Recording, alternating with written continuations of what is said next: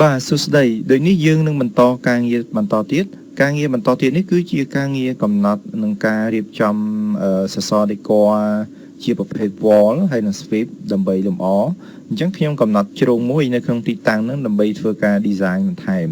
អូខេឥឡូវខ្ញុំយកជ្រុងខាងនេះចុះយកមកអនុវត្តយើងចូលទៅ ground floor សិនណានេះជ្រុងនេះល្មមខ្ញុំប្រើប្រាស់ជាប្រភេទ wall architect ទេហើយខ្ញុំរើសយកជាជញ្ជាំង200មកគូចុះ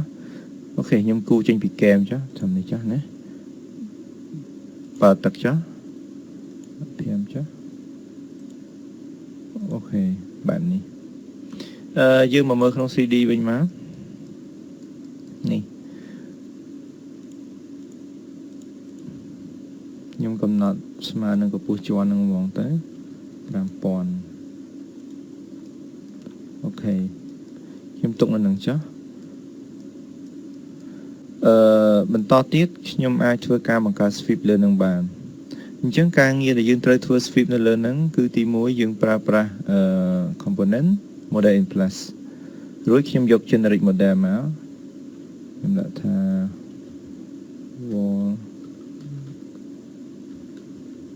column ចាស់ណារួចខ្ញុំយក command sweep មកអនុវត្តចុចពាក្យ sketch ដដែលហ្នឹង set plane រើសយក ground floor អូខេ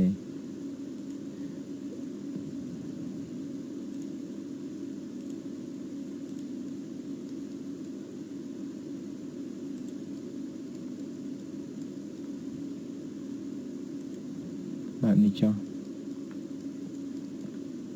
រួច finish មក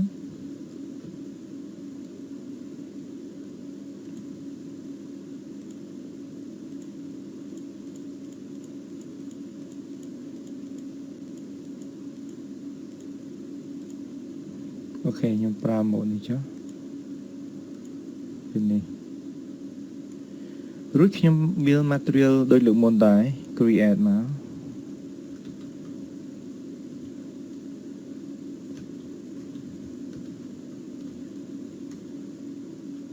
អូខេមករើសយក family type ហើយខ្ញុំ select រក material ខ្ញុំមកប្រើអូខេខ្ញុំអាចរក pen ដូចគ្នាតែហ្មងទៅឲ្យវាស៊ីសាច់គ្នា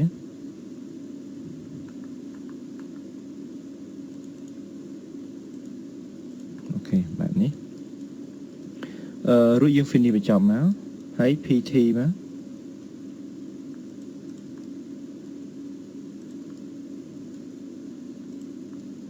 អូខេបែបនេះសិន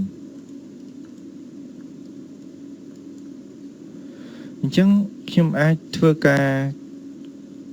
បង្កើតវានៅប៉ុតជុំវិញនឹងតែម្ដងទៅណាអូខេ